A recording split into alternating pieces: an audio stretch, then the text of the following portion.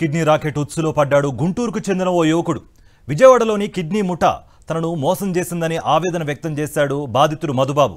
Kidney ఇస్తే 30 లక్షలు ఇస్తామని మోసం చేసిందని అంటున్నాడు. పోలీసులే తనకు న్యాయం చేయాలని బాధితుడు వేడుకుంటున్నాడు.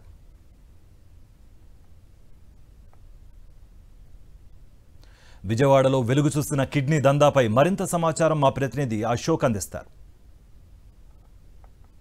విజయవాడలో కిడ్నీ రాకెట్ బారిన పడి ఒక వ్యక్తి అత్యంత దారుణంగా మోసపోయాడు. మధుబాబు అనే వ్యక్తి, ఆయన పూర్తిగా అప్పుల పాలయ్యాడు.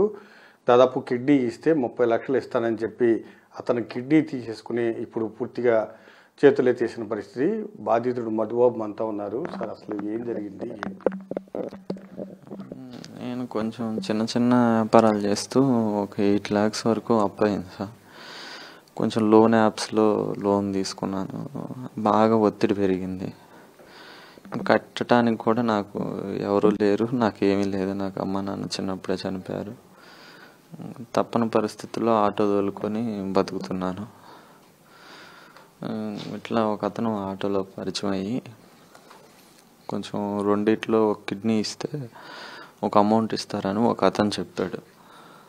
సరే అని ఎట్లా అప్రోచ్ అవ్వాలని అంటే ఫేస్బుక్లో వాళ్ళ కిడ్నీ ట్రాన్స్ప్లాంటేషన్ అని ఒకటి ఉంటుంది, అందులో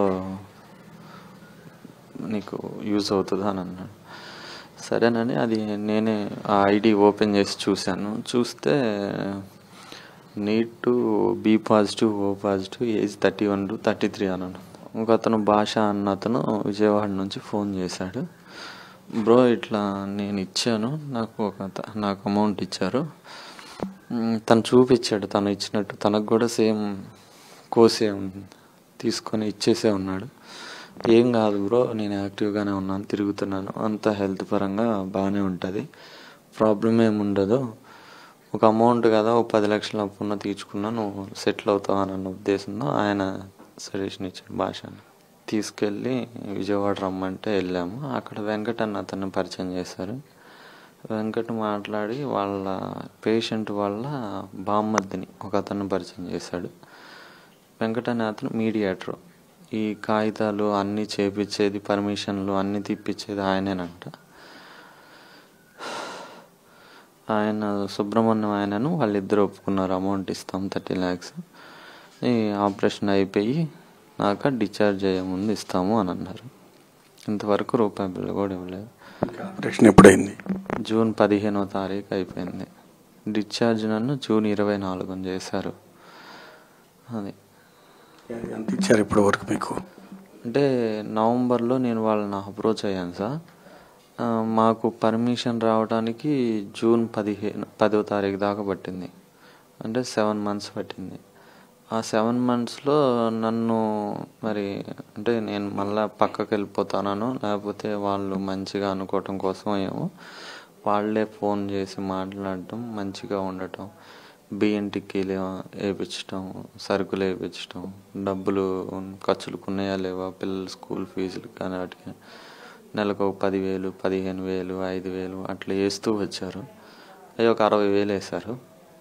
ఒక 50,000 మటుకి నాకు కొంచెం బాగా ఇబ్బందిగా ఉంది, అప్పుల వాళ్ళు ఇబ్బంది పెడుతున్నారంటే ఒక 50,000 క్యాష్ ఇచ్చారు, అంతే. అంటే మీకు వాళ్ళు ఒక కిడ్నీ పోయి ఇంకొక కిడ్నీ తీసారా, లేకపోతే వాంటెడ్గానే మీరు ఏ కిడ్నీ ఇస్తున్నారు, వాళ్ళు ఏ కిడ్నీ తీసుకున్నారు? అంటే వాళ్ళు లెఫ్ట్ తీసుకుంటామని చెప్పారు నాకు. తర్వాత రైట్ తీసుకున్నారు. రైట్ అయితే నేను ఇవ్వనని చెప్పాను. అంటే ఒక మనిషికి యాక్టివ్గా ఉన్నదే డోనర్కి ఉంచుతారంట, అలాంటిది నాకు రైట్ సైడ్ తీసుకున్నారు. నేను అది క్వశ్చన్ చేశాను ఐసీలో ఉన్నప్పుడే, నాకు స్పృహ వచ్చాక.